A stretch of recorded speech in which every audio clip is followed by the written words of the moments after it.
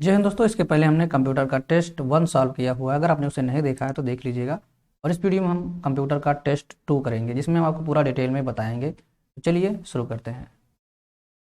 हमारा पहला सवाल है, टेक्स्ट लाइन के ठीक ऊपर बहुत छोटे अक्षरों या संख्याओं को टाइप करने के लिए निम्नलिखित में से कौन सी विशेषता का उपयोग किया जाता है। यहाँ पे आपको subscript, superscript, strike through, format printer, ये यहाँ पे आपको बताना है। अब ये क्या होता है, यहाँ पे थोड़ा सा मैं आपको समझा दूंगा। आपने देखा होगा मैथ में, कभी यूज़ किया होगा ए स्क्वायर प्लस बी स्क्वायर, इस तरह। तो जहाँ पे ये टेक्स्ट है, इसके ऊपर आपको नंबर देखने को मिला है। या फिर आपने सुना देखा होगा एम की पावर एन, ए की पावर बी। तो यहाँ पे जो पावर में चीज़ें लिखी जाती हैं वो किस तरह से लिखा जाएगा, ये यहाँ पे पूछा जा रहा है। और इसको क्या बोला जाएगा, strike, subscript, superscript, strike through या फॉर्मेट प्रिंटर। तो इसका आंसर बताने से पहले हम आपको ले चलते हैं एमएस ऑफिस में, एमएस वर्ड में आपको दिखाते हैं। जैसे कि यहाँ पे हमने ये लिख रखा है, ये देखिए, ये है ए की पावर 2 यहाँ पे लिखा हुआ है। तो इसे किस तरह से लिखेंगे ये यहाँ पे हम आपको यहाँ पे जैसे मुझे लिखना है एम की पावर एन, तो पहले हम एम लिखेंगे, फिर एन लिखेंगे, फिर जिसको ऊपर करना है इसको सिलेक्ट करेंगे। और यहाँ पे जो दिख रहा है इसको बोला जाता है सुपर स्क्रिप्ट। सुपर का मतलब श्रेष्ठ, तो ये ऊपर करने के लिए सुपर करेंगे, ये एम की पावर एन हो गया। अगर हमको इसी को यानी गिनती में लगाना है तो इसको यहाँ से हटाएंगे, उसके बाद हम 2 लिखेंगे। और हम 2 को अगर ऊपर करना चाहते हैं तो यही इस पर हम क्लिक करेंगे तो ये ऊपर चला जाएगा। और यही यहाँ पे क्वेश्चन में पूछा जा रहा है कि ऊपर करने के लिए किसका प्रयोग करते हैं। अगर हम इसी को नीचे लगाना चाहते हैं तो यहाँ से पहले इसको हटाएंगे और फिर 2 लिखेंगे। और यहाँ पे जो इसके बगल में है इसको बोला जाता है सब स्क्रिप्ट, यानी सब मतलब उसके नीचे, ऊपर, तो ये नीचे चला आएगा। ठीक। और एक जो वहाँ पे लिखा हुआ है स्ट्राइक थ्रो, ये है इसके बगल में स्ट्राइक थ्रो।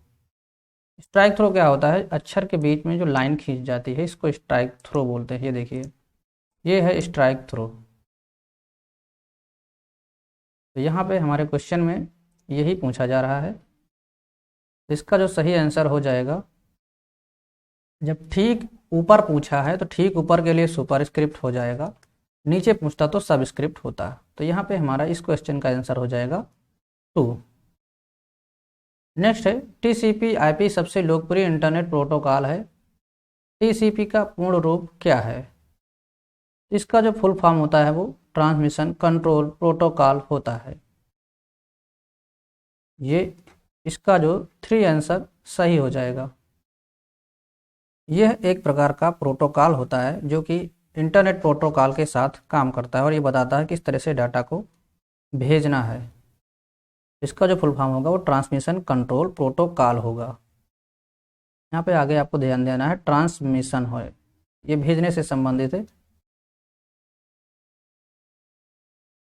दोस्तों ये हमारी कंप्यूटर की ई बुक है जिसको हमने अभी लॉन्च किया है। ये आप सभी के एग्ज़ाम के लिए है। ये मात्र 15 रुपये में है। इसमें आप सिलेबस पूरा देख पा रहे होंगे। ये सारे इधर राइट में साइड में चैप्टर को कवर किया गया है। डिटेल में हमने इस बुक के बारे में पहले बात की है, अगर आपने नहीं देखा है देख लीजिएगा। यहाँ पे एक नंबर दिया गया है, इस नंबर पे आप कॉल करके, इस नंबर पे आप मैसेज करिएगा, कॉल मत करिएगा। 9415, एक बार मैं और लिख देता हूँ, 190 193, इस पर आप हाई करिएगा और बता दीजिए कि मुझे बुक चाहिए, तो आपको वहाँ पर मिल जाएगी। नेक्स्ट है, एमएस वर्ड में चयनित टेक्स्ट को काटने के लिए कीबोर्ड शॉर्टकट क्या है। ये तो आप सभी लोग जानते ही होंगे क्या है। कभी भी कोई चीज़ कंप्यूटर में कट की जाती है तो उसे कंट्रोल एक्स का प्रयोग किया जाता है, कॉपी करने के लिए कंट्रोल सी का प्रयोग किया जाता है। तो इसका जो सही आंसर होगा वो कंट्रोल एक्स होगा। अब इसका भी अगर एग्जांपल देना चाहें तो चलिए मैं आपको इसका भी एग्जांपल दे देता हूँ। सॉरी, हमने गलत सॉफ्टवेयर खोल दिया है। फिलहाल इसको मैं कट कर देता हूँ और मैं कोई एक पैसेज ओपन कर लेता हूँ। रिसेंट में मेरा कोई पैसेज हो तो ठीक है, ये आ गया मेरा। जैसे मुझे इसको, यहाँ पे इतने सारे वर्ड लिखे हुए हैं, इसमें से मुझे एक सिलेक्ट टेक्स्ट, मतलब ये है, यहाँ तक मुझे कट करना है। तो हम कंट्रोल एक्स यहाँ पे करेंगे। यहाँ पे देखिए आप कंट्रोल एक्स भी कर सकते हैं, यहाँ पे कट पूछा जा रहा है तो आप इसे यहाँ राइट साइड करेंगे कट भी कर सकते हैं, क्योंकि अभी हम जो की प्रेस करेंगे वो आपको दिखेगा नहीं, तो इस वजह से मैं कट यहाँ पे करता हूँ। आप देखेंगे ये कट जाएगा। अब इसे हम अगर दोबारा वापस लाना चाहते हैं तो कंट्रोल जेड करेंगे तो ये वापस आ जाएगा, जिसको हम अंडू बोलते हैं। देखिए मैं अब कीबोर्ड से कर रहा हूँ कंट्रोल एक्स और ये वापस हो गया, कंट्रोल जेड ये आ गया। अगर हम इसी को कॉपी करना चाहें तो अभी हमारा ये सिलेक्ट है, कंट्रोल सी करेंगे ये कॉपी हो जाएगा। अब इसको हमको कहीं पेस्ट करना है बाहर तो कंट्रोल वी करेंगे तो ये पेस्ट हो जाएगा, या फिर अगर कीबोर्ड से करेंगे तो राइट क्लिक करके यहाँ पे पेस्ट का ऑप्शन मिलेगा, आप इसे पेस्ट कर सकते हैं। मेरे ख्याल से आपको यहाँ पे क्लियर हो गया होगा। इसका सही आंसर होगा कंट्रोल प्लस एक्स, ना कि आल्ट प्लस एक्स। निम्नलिखित में से किस कीबोर्ड शॉर्टकट का प्रयोग क्रोम ब्राउज़र में वर्तमान में खोले गए बुकमार्क्स को जोड़ने के लिए किया जाता है, यानी बुकमार्क्स को ऐड करने के लिए किया जाता है। लैंग्वेज से मेरे ख्याल से कोई खास फर्क पड़ेगा नहीं, और इतने सभी कोई इतना इंग्लिश वाला नहीं है। यहाँ पे मैं आपको लगभग सारी चीज़ें क्लियर कर रहा हूँ, तो कोई भाषा यहाँ पे माध्यम गड़बड़ नहीं करेगी। बुकमार्क्स को ऐड करने के लिए क्रोम ब्राउज़र में क्या प्रयोग किया जाता है? Alt B, control M, control B और कंट्रोल डी। यहाँ पे ये चीज़ें आपको इसमें से एक सही है, वो कौन सा है? तो चलिए मैं आपको क्रोम ब्राउज़र ओपन करके दिखाता हूँ। अब ये है हमारा क्रोम ब्राउज़र। सबसे पहले जान लेते हैं बुकमार्क्स होता क्या है। ये यहाँ पे आप देख पा रहे होंगे यूट्यूब, इलाहाबाद हाई कोर्ट, कुर्तदेव, text book, office wise report, ये सारे जो हमने यहाँ पे रखे हुए हैं, हमारे पास बहुत सारे हैं। ये देखिए आधार लिंक, ये जो दिख रहे हैं आपको, ये सारे बुकमार्क्स हैं। बुकमार्क से फ़ायदा ये होता है कि हमको वेबसाइट दोबारा कभी ढूंढनी नहीं पड़ती है और आसानी से आ जाती है। जैसे कि मुझे अगर अभी यूट्यूब खोलना होगा तो मैं यूट्यूब पर क्लिक करूँगा, टाइप में नहीं करना पड़ेगा, यूट्यूब खुल जाएगा। ठीक इसी तरह से अगर मुझे अभी इलाहाबाद हाई कोर्ट की वेबसाइट पर जाना है तो मैं इसको क्लिक करूँगा, ये इलाहाबाद हाई कोर्ट पर आ जाऊँगा। इसी तरह अगर मुझे टेक्स्ट बुक पे जाना है तो मैं यहाँ पे क्लिक करूँगा, टेक्स्ट बुक पे आ जाऊँगा। ये सारा यहाँ पे है। इसी तरह मुझे राशन कार्ड की वेबसाइट पे जाना है तो ये मैं यहाँ पे FCS UP पे आ गया हूँ। ये फ़ायदा होता है बुकमार्क्स का। अब कोई भी वेबसाइट को आप बुकमार्क्स कर सकते हैं। तो इसे किस तरह से किया जाता है?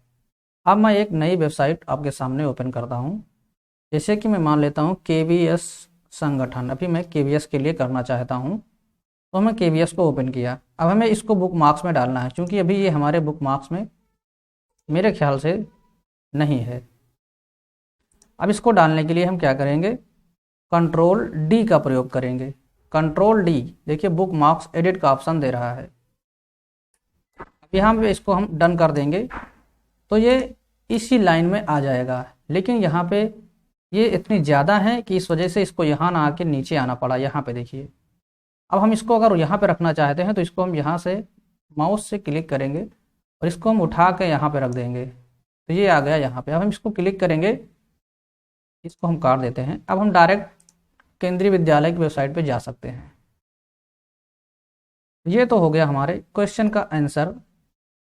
इसका सही आंसर क्या हो गया? Control D। कंट्रोल B से क्या होता है? कंट्रोल B से बोल्ड होता है।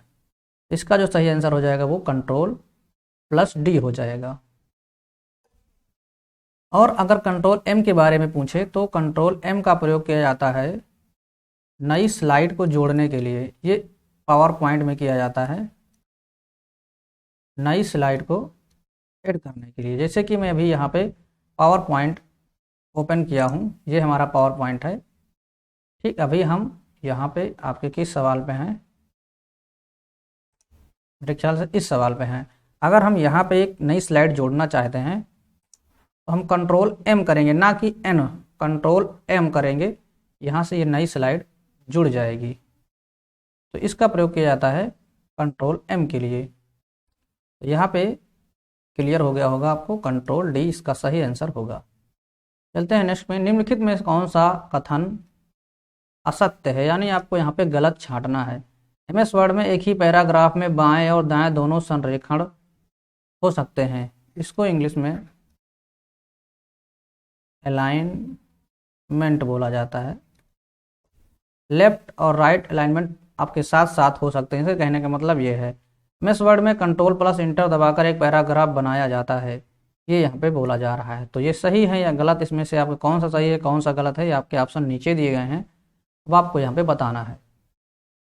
अब दोस्तों हमने कंप्यूटर में यहाँ पे एक पैराग्राफ ओपन किया हुआ है। अब इससे कहने का मतलब यह है कि एक साथ आप इस पैराग्राफ को लेफ्ट और राइट अलाइनमेंट कर सकते हैं। तो ये गलत है। लेफ्ट और राइट अलाइनमेंट एक साथ नहीं हो सकता है। या तो आप इसको लेफ्ट में ही कर सकते हैं। देखिए प्रेजेंट टाइम में ये लेफ्ट में है, यहाँ पे आप देख पा रहे होंगे कंट्रोल L से लेफ्ट में जाता है, और राइट में करना चाहें तो कंट्रोल प्लस R से ये राइट में चला जाएगा। ये देखिए कंट्रोल, ये राइट में है और ये लेफ्ट में है। एक साथ दोनों ये ना तो लेफ्ट में हो सकता है एक साथ, ना ही राइट में। एक ही एक साथ हो सकता है, मतलब एक साथ नहीं होगा ये, या तो लेफ्ट में ही रहेगा या तो राइट में ही रहेगा। जिससे मैंने इसको लेफ्ट में रखा है, वहीं पे हमने दूसरा पैराग्राफ यहाँ पे ओपन किया हुआ है, इसको हम राइट में कर सकते हैं। लेकिन हमारा जो सवाल है यहाँ पे आप देख पा रहे होंगे, MS वर्ड में एक ही पैराग्राफ में बाएं और दाएं दोनों संरेखण हो सकते हैं। तो यहाँ पे नहीं हो सकता, अलग अलग हो सकता है लेकिन एक साथ नहीं हो सकता। एक ही पैराग्राफ हमारा यही है, या तो इसको हम बाएं ही कर सकते हैं या तो इसको हम दाएं ही कर सकते हैं, दोनों साथ में नहीं कर सकते हैं। और दूसरा यहाँ पे जो क्वेश्चन है वो ये है, MS वर्ड में कंट्रोल प्लस इंटर दबाकर एक पैराग्राफ बनाया जाता है। तो इसको भी देख लेते हैं। अब हम यहाँ पे हैं,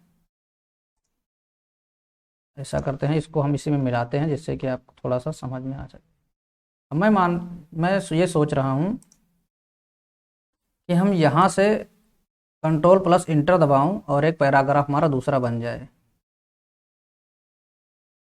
तो दोस्तों यहाँ पे आप देख पा रहे होंगे दूसरा पैराग्राफ यहाँ पे नहीं बन रहा है, और ये हमें लेके चला आ रहा है एक नए पेज पे। अब अगर हम यहाँ पे कंट्रोल प्लस इंटर दबा रहे हैं तो ये हमें नया पेज ओपन करते चला जा रहा है। देखिए अभी यहाँ पे 9 पेज हो गए हैं। अब मैं ब्लैंक में भी अगर हम कंट्रोल प्लस इंटर दबाते हैं तो ये नया पेज हमें ओपन करके देता चला जा रहा है। तो कंट्रोल प्लस इंटर से हम एक नया ब्लैंक पेज के शुरुआत में आ जाते हैं, ना कि हमें एक नया पैराग्राफ मिलता है। जिससे हमें इसको यहाँ से कट करना है, इतने मैटर को हमें नए पेज पे ले आना है। तब हम यहाँ से कंट्रोल इंटर करेंगे तो ये इतना मैटर हमारा नए पेज पे आ जाएगा, लेकिन पैराग्राफ चेंज नहीं होगा। पैराग्राफ चेंज करने का मतलब है कि उसी के नीचे दूसरा एक लाइन छोड़ के दूसरा पैराग्राफ यहाँ से चालू हो जाए। तो जो इसका सही आंसर हो जाएगा वो यहाँ पे तीसरा होगा, ना तो एक, मतलब एक और दो दोनों यहाँ पे गलत हैं। चलते हैं नेक्स्ट क्वेश्चन पे। OSI का विस्तारित रूप क्या है? तो अगर इंग्लिश में लिखना चाहें तो OSI एक मॉडल होता है, इसी का यहाँ पे पूछा जा रहा है विस्तृत रूप। तो इसका जो विस्तृत रूप होगा वो होगा ओपन सिस्टम इंटर कनेक्शन। ये एक मॉडल होता है जिसमें किस तरह से डाटा आपके पास भेजा जाता है, किस तरह से डाटा रिसीव किया जाता है, ये पता चलता है। इसके यहाँ पे 7 लेयरें होती हैं। ये मैं आपको दिखा देता हूँ। यहाँ पे देखिए application layer, presentation layer, session layer, transport layer, network layer, data link layer, physical layer. Total ये 7 लेयर होती हैं। इसी के माध्यम से डेटा भेजा जाता है और डेटा को रिसीव भी किया जाता है। और हार्ट ऑफ OSI को ट्रांसपोर्ट लेयर बोला जाता है। और यहाँ पे हार्डवेयर लेयर होती है फिजिकल लेयर, और यहाँ पे जो सबसे ऊपर सॉफ्टवेयर लेयर होती है वो एप्लीकेशन लेयर होती है। तो कभी कभी पूछ लेता है यहाँ पे, इसको अगर शॉर्ट फॉर्म में याद करना हो तो आप इसको इस तरह से याद करते हैं PDNTSPA। Physical layer, data link layer, network layer, transport layer, उसके बाद सेशन लेयर, प्रेजेंटेशन लेयर, और ये एप्लीकेशन लेयर होती है। जब कोई भेजता है डाटा तो इस तरह से भेजता है, और जब कोई रिसीव करता है तो नीचे से ऊपर की तरफ रिसीव किया जाता है। नेक्स्ट क्वेश्चन है, धातु या प्लास्टिक से निर्मित वह आवरण जो कंप्यूटर के फिजिकल यानी आंतरिक घटकों को सुरक्षा प्रदान करता है वो क्या है? CPU है, स्टोरेज डिवाइस है, मदरबोर्ड है और सिस्टम यूनिट है। तो अब पहले इसको मैं आपको दिखाना चाहूँगा। ये है, इसी की बात यहाँ पे की जा रही है। तो ये है सिस्टम यूनिट, जो कि आपके कंप्यूटर को पूरा जो है आवरण है, जो कंप्यूटर को फिजिकल डैमेज से बचाता है, सुरक्षा प्रदान करता है। इसी के अंदर आपका CPU, स्टोरेज डिवाइस, मदरबोर्ड, सारी चीज़ें इसके अंदर इंक्लूड होती हैं। इसका जो आंसर हो जाएगा सिस्टम यूनिट हो जाएगा। निम्नलिखित में कौन सा कंप्यूटर प्रोग्रामिंग लैंग्वेज नहीं है? तो आपने सुना होगा C लैंग्वेज, ये है कंप्यूटर। C++ ये भी है। और फोरट्रैन, जिसको फार्मूला ट्रांसलेशन बोला जाता है, ट्रांसफॉर्मेशन। यहाँ से फार से हो जाएगा फार्मूला। इसमें मैथमेटिकल टर्म में इसका प्रयोग किया जाता है। और ट्रांसलेशन, उसके बाद नेक्स्ट है विंडो। तो विंडो एक, यहाँ पे इसका जो आंसर होगा वो विंडो होगा, क्योंकि विंडो जो है एक प्रोग्रामिंग लैंग्वेज नहीं है। ये क्या है? ये एक ऑपरेटिंग सिस्टम है। ऑपरेटिंग सिस्टम है, जैसे कि विंडोज़ 10 जो मैं अभी यूज कर रहा हूँ, विंडोज़ 10 है, विंडोज़ 11, विंडोज़ 8, विंडोज़ 8.1, विंडोज़ 7, ये सारे विंडोज़ के ऑपरेटिंग सिस्टम हैं। तो इसका जो सही आंसर होगा वो होगा विंडोज़, यानी कि ऑप्शन 4। और भी लैंग्वेज हैं, कोबोल हो गया, HTML हो गया, common business oriented language, hyper text markup language, ये HTML है, जावा, पाइथन, बहुत सारी लैंग्वेज होती हैं। सूचना कूटांकन, इसको इंग्लिश में इंस्क्रिप्शन बोला जाता है। इंस्क्रिप्शन एक सुरक्षित विधि है, लेकिन यह डिजिटल, यहाँ पे जो पेस्ट लिखा हुआ है मेरे ख्याल से ये गलत है, इसको पैकेट होना चाहिए, पैकेट्स। और हैकर्स को रोकने के लिए कोई उपाय नहीं करता। इस उद्देश्य की पूर्ति के लिए हमें किसकी आवश्यकता होती है? यानी जो सूचना इंस्क्रिप्शन है ये आपके डिजिटल पैकेट, जो आपके डाटा पैकेट्स होते हैं और हैकर होते हैं, उसको रोकने के लिए कोई उपाय नहीं करता है। तो इसको रोकने के लिए हमें किसका प्रयोग किया जाएगा? रूटर्स का प्रयोग किया जाएगा, ब्रिज का प्रयोग किया जाएगा, हब का प्रयोग किया जाएगा, या फायरवॉल का प्रयोग किया जाएगा? इसका जो सही आंसर होगा वो होगा फायरवॉल। इसके माध्यम से हम कंप्यूटर के डाटा पैकेट्स और हैकर से सुरक्षित रख सकते हैं। क्या होता है फायरवॉल, मैं आपको दिखाना चाहूँगा। ये देखिए विंडोज़ 10 में तो ये बाय डिफ़ॉल्ट, वैसे सभी विंडो में रहता है। ये देखिए फायरवॉल एंड नेटवर्क प्रोटेक्शन, मेरा फायरवॉल इज ऑन। ये आपका सुरक्षित करता है और आपके डाटा को भी सुरक्षित रखता है, और हैकर से जो आपकी इनवैलिड एक्टिविटी होती है उसको रोकता है। इसका जो सही आंसर हो जाएगा वो चौथा हो जाएगा। नेक्स्ट क्वेश्चन ये भी उसी पे बेस्ड है। निम्नलिखित के विरुद्ध सुरक्षा करने के लिए फायरवॉल का प्रयोग किया जाता है। जैसा कि मैंने आपको बताया, unauthorised attack, virus attack, data driven attacks और फायर अटैक। ये फायर अटैक मतलब हो गया आपका आग से बचाने के लिए तो नहीं होता है, ये अनऑथराइज्ड अटैक होता है। कोई भी थर्ड पार्टी पर्सन अगर आपके सिस्टम पे अटैक करता है तो ये उसके लिए होता है। वायरस के लिए आपका एंटीवायरस का प्रयोग किया जाता है। तो इसका जो सही आंसर होगा वो अनऑथराइज्ड अटैक्स के लिए होता है। नेक्स्ट, निम्नलिखित में कौन स्टोरेज डिवाइस नहीं है? स्टोरेज डिवाइस कौन नहीं है? हार्ड डिस्क है, CD भी है, फ्लॉपी डिस्क ये भी है, और बचता है लास्ट में यहाँ पे इनमें से कोई नहीं है। तो इसका जो सही आंसर होगा यही होगा, नहीं है, चूंकि यहाँ पे पूछा गया है तो चौथा ही इसका सही हो जाएगा। फ्लॉपी डिस्क, आपने इसके पहले वाले वीडियो में आपको फ्लॉपी डिस्क दिखाया था, और हार्ड डिस्क आपने देखा ही होगा, और CD भी आपने देखा होगा। ये CD हो गई। और हार्ड डिस्क कई तरह की होती हैं, जो कि एक बंद बॉक्स की तरह होती है, ये हार्ड डिस्क हो गई, तरह की बनी होती है। और जो फ्लॉपी डिस्क होती है वो चौकोर होती है। थोड़ा सा मैं आपको दिखाना चाहूँ, जो आपने देखा होगा मेमोरी कार्ड, ये उसी आकार की होती है। यहाँ पे थोड़ा सा ये इस तरह से बनी होती है। मैं चाहूँ तो आपको दिखा सकता हूँ, कोई दिक्कत नहीं है, दिख जाएगा, लेकिन मैं आपको थोड़ा समझाता हूँ इस वजह से। यहाँ पे ये इस तरह से बनी होती है, ये फ्लॉपी डिस्क हो गई।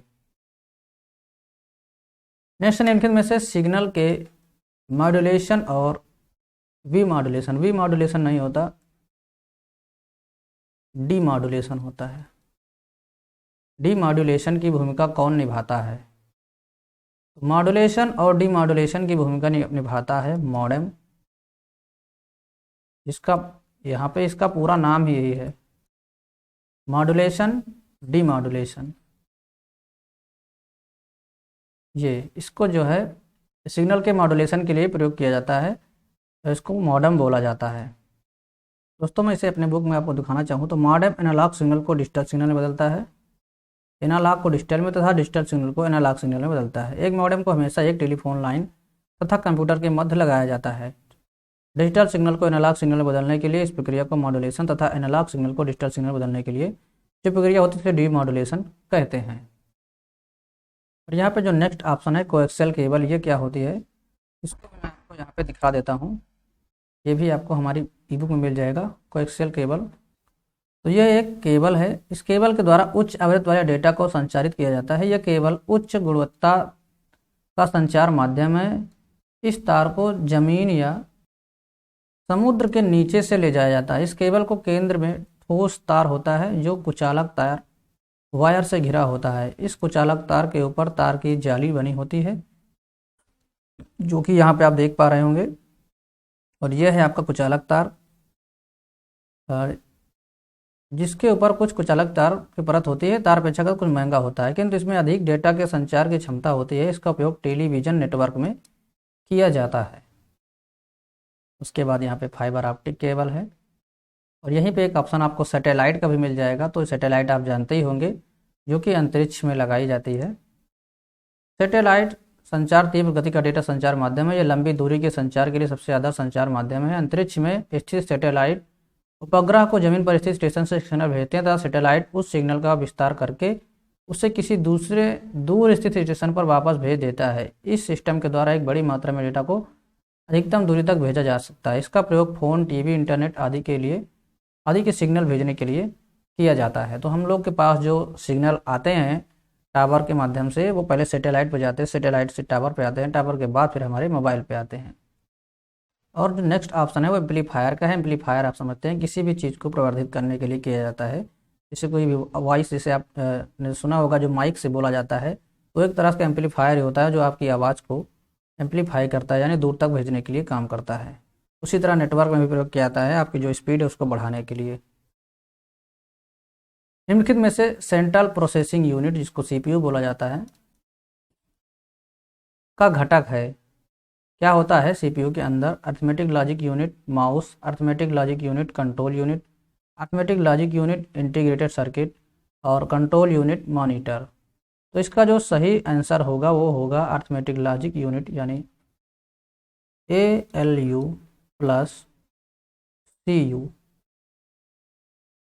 यहाँ पे ये इसका सही आंसर हो जाएगा। ये आपके लॉजिकल जो सिस्टम होता है वो ये सही प्रोवाइड कराता है। उसके बाद कंट्रोल यूनिट उस पर कंट्रोलिंग करने का काम करता है। तो ये दोनों मिलकर इस सीपीयू के घटक का निर्माण करते हैं। अब उसके बाद पूछता है CAD, कैड क्या है? कैड से आपका क्या तात्पर्य है? Computer aided design, computer algorithm for design, computer application in design, computer assistant dialling. तो इसका जो फुल फॉर्म होगा वही होगा कंप्यूटर एडेड डिजाइन। कैड का प्रयोग ज़्यादातर जो डिप्लोमा पॉलिटेक्निक वाले के करते हैं, वो लोग यहाँ पे सिविल इंजीनियर जो लोग होते हैं, ये 3D डिजाइन का प्रयोग बनाने के लिए कैड का प्रयोग किया जाता है। जो आप देखे होंगे मकान बना देते हैं, कोई बड़ी बड़ी बिल्डिंग जो है बना देते हैं, किसी भी आकृति को 3D डिजाइन बनाने के लिए कैड का प्रयोग किया जाता है। कंप्यूटर एडेड डिजाइन इसका पूरा नाम होता है। फिर है कॉमन डाटा एलिमेंट्स का निम्नलिखित में से बढ़ते यानी छोटे से बढ़ते क्रमानुसार सही व्यवस्थित रूप कौन सा है, आपको यहाँ पे ये बताना है। दोस्तों ये भी आपको हमारी बुक में मिल जाएगा। देखिए यहाँ पे टेबल है, फील्ड है, उसके बाद रिकॉर्ड है, क्वेरी है, और यहाँ पे आपको फॉर्म भी देखने को मिल रहा है, रिपोर्ट भी देखने को मिल रहा है। ये सारी चीज़ें यहाँ पे आपको दी गई हैं, बशर्ते यहाँ पे आपको एक ऑर्डर डिसाइड करना है। दोस्तों यहाँ पे देख पा रहे होंगे, सारणी के प्रत्येक स्तंभ को फील्ड कहते हैं और सारणी के प्रत्येक पंक्ति को रिकॉर्ड कहते हैं। यानी ये जो पंक्ति दिख रही है ये आपकी रिकॉर्ड है, और ये दिख रहा है आपका स्तंभ है, ये आपका फील्ड है। और इसमें जो डेटा है इसको जो है आपका बिट या फिर कैरेक्टर बोला जाता है। तो इसका जो सही ऑर्डर होगा वो ऑप्शन ए होगा। पहले कैरेक्टर होगा, फिर फील्ड होगा, फिर रिकॉर्ड होगा, फिर फाइल होगा, उसके बाद ये डाटाबेस के अंतर्गत आएगा। इसका जो सही ऑप्शन है वो ए ऑप्शन इसका सही हो जाएगा। Character, field, record, file, database. अब सभी वर्ड डॉक्यूमेंट्स के लिए डिफ़ॉल्ट फाइल एक्सटेंशन क्या है यहाँ पे ये आपको बताना है। तो हम आपको वर्ड फाइल ओपन करके दिखाते हैं। जैसे कि मैंने मान लिया यही फाइल ओपन की हुई है। तो इसका एक्सटेंशन क्या होता है? एक्सटेंशन मतलब ये होता है जब आप ये फाइल को सेव करते हैं तो जो भी डॉट के बाद लिखा होता है वो एक्सटेंशन होता है। जैसे कि अभी हम इसी पे चेक करें, अगर इसको हम सेव करते हैं कहीं पे, चलिए म्यूजिक में ही कर देते हैं, या फिर हमारे में ऑलरेडी रखी हुई है, मैं इसी को देख लेता हूँ। यहाँ पर देखिए doc3 के नाम से फाइल रखी हुई है। अब इसकी अगर हम प्रॉपर्टी चेक करूँ तो यहाँ पे आप देखेंगे .docx लिखा हुआ है, .docx, ये इसका एक्सटेंशन फाइल है। क्वेश्चन में यही पूछा जा रहा है तभी MS वर्ड के लिए डिफ़ॉल्ट फाइल एक्सटेंशन क्या है। तो इसका जो सही आंसर है वो होगा .doc। दोस्तों यहाँ पे हम बात करें 2007 के जो पहले के वर्जन थे उसमें DOC लिख के आता था, लेकिन इसके जो बाद के आए हैं बाद में DOCX लिख के आने लगा है। इसी तरह एक्सेल में भी आपको लास्ट में X देखने को मिल जाएगा।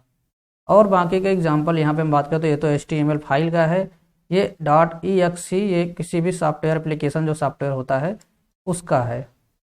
जैसे कि बहुत से एप्लीकेशन सॉफ्टवेयर, कोई एप्लीकेशन आप डाउनलोड करते हैं, आपने टाइपिंग मास्टर डाउनलोड किया होगा लैपटॉप में तो हो गया, VLC मीडिया प्लेयर उसमें भी .exe, सारे एप्लीकेशन जो आपके एक जगह से दूसरी जगह यूज किए जा सकते हैं वो exe फॉर्म में रहते हैं, जिसको एग्जीक्यूटेबल फॉर्म बोला जाता है। वर्ड की पुनरावृत्ति होने पर MS वर्ड किस प्रकार की प्रतिक्रिया करेगा, ये यहाँ पे बता रहा है। अगर कोई वर्ड आपका ये दोबारा रिपीट हो रहा है तो MS वर्ड क्या प्रतिक्रिया करेगा। चलिए इसको भी हम टाइप करके देखते हैं। दोस्तों उसके पहले मैं आपसे एक रिक्वेस्ट करना चाहूँगा, अगर वीडियो आपको अच्छा लग रहा हो, हमारा प्रयास अच्छा लग रहा हो तो लाइक करिए, और चैनल पर नए सब्सक्राइब नहीं किया है तो कर लीजिए। वैसे मुझे कहने में ज़्यादा अच्छा नहीं लगता, इस वजह से मैं बार बार ये सब कहना पसंद नहीं करता हूँ। आगे आप लोग के ऊपर है, अगर आप लोगों को प्रयास अच्छा लग रहा है तो आप कोशिश करिएगा। जैसे कि मैं यहाँ पे वर्ड है, ये मशीन वर्ड है, इसको हम दोबारा से मशीन टाइप करते हैं, इस पर देखते हैं क्या फ़र्क होता है। यहाँ पे तो आप देख पा रहे हैं यहाँ पे सेम स्पेलिंग हमने टाइप किया है, ये रेड लाइन यहाँ पे दे रहा है, MACHINE। और क्वेश्चन में यही पूछा जा रहा है कि वर्ड की पुनरावृत्ति होने पर MS वर्ड किस प्रकार प्रतिक्रिया करेगा। वर्ड के नीचे लाल लहरदार रेखा दिखाई देगी, बिल्कुल यही ऑप्शन मेरा एकदम सही है। शब्द के नीचे हरी लाइन गलत है, शब्द के नीचे नीली लाइन गलत है, पुनरावृत्त होने पर शब्द के नीचे नीली लहरदार रेखा दिखाई देगी, गलत है। इसका जो पहला ऑप्शन है वो सही ऑप्शन हो जाएगा। और गलत भी रहता है अगर हमारा वर्ड तब भी ये आपको रेड लाइन ही देगा। जैसा कि मैं आपको दिखाऊं, इसको अगर हम यहाँ से डिलीट करते हैं और इस मशीन के हम ई को हटा देते हैं तो इस नाम से कोई वर्ड डिक्शनरी में नहीं है, तो इस वजह से ये गलत दिखा रहा है। अगर वर्ड रिपीट होगा और वर्ड गलत होगा तो भी यहाँ पे रेड लाइन ही अंदर देगा आपको। चलते हैं, विभिन्न कंप्यूटर सिस्टम की प्रोसेसिंग स्पीड की माप से संबंधित शब्द क्या है, यानी कंप्यूटर की स्पीड किस में नापी जाती है वो आपको यहाँ पे बताना है। EFTS, MPG, MIPS, CFPS। तो इसका जो सही आंसर होगा वो ये होगा MIPS। इसका फुल फॉर्म होता है मिलियन इंस्ट्रक्शन पर सेकेंड, मिलियन इंस्ट्रक्शन पर सेकेंड, MIPS। नेक्स्ट है इंटरनेट यूज करता है packet switching, circuit switching, telephone switching और टेलेक्स स्विचिंग। जैसा कि हमने बताया आपको, इंटरनेट के माध्यम से जो डाटा भेजा जाता है वो पैकेट के माध्यम से भेजा जाता है, तो पैकेट स्विचिंग का प्रयोग किया जाता है इंटरनेट में। निम्नलिखित में से इनपुट डिवाइस कौन सा है, ये तो आपको पता ही होगा, मॉनिटर, स्पीकर, कीबोर्ड और प्रिंटर। इनपुट डिवाइस वो डिवाइस होती है जिनके माध्यम से हम डाटा को कंप्यूटर के अंदर भेजते हैं, यानी कंप्यूटर में हम कोई भी इंफॉर्मेशन प्रोवाइड कराते हैं, वो हो गया इनपुट डिवाइस। तो मॉनिटर से तो हमें सिर्फ दिखाई देता है, स्पीकर से हमें आवाज़ सुनाई देती है, प्रिंटर से हमें प्रिंट मिलता है। तो ये ऑप्शन तीनों नहीं होंगे, तो ये तीनों हो गए गलत। इसमें सिर्फ कीबोर्ड ऐसा ऑप्शन बचा है जो कि एक इनपुट डिवाइस है। कीबोर्ड हो गया, माउस हो गया, आपका जो हमारे हाथ में पेन देख रहे होंगे ये हो गया, स्टाइलस इसको बोला जाता है, लाइट पेन हो गया, जॉयस्टिक हो गया, ये सारे आपका स्कैनर हो गया, ये सब इनपुट डिवाइस हैं, इनके माध्यम से कंप्यूटर में डाटा प्रोवाइड किया जाता है। तो दोस्तों उम्मीद करते हैं हमारा यहाँ पे 20 क्वेश्चन हमने आपको डिटेल में अच्छे से समझाया होगा। आपको हमारा प्रयास कैसा लगा, अच्छा लगा तो लाइक करिए, और चैनल पर नए हैं सब्सक्राइब नहीं किया है तो कर लीजिए। और कोई कमेंट आप सुझाव देना चाहते तो आप कमेंट बॉक्स में कमेंट करके दे सकते हैं। मिलते हैं इस वीडियो में, तब तक के लिए बाय, टेक केयर, जय हिंद, वंदे मातरम।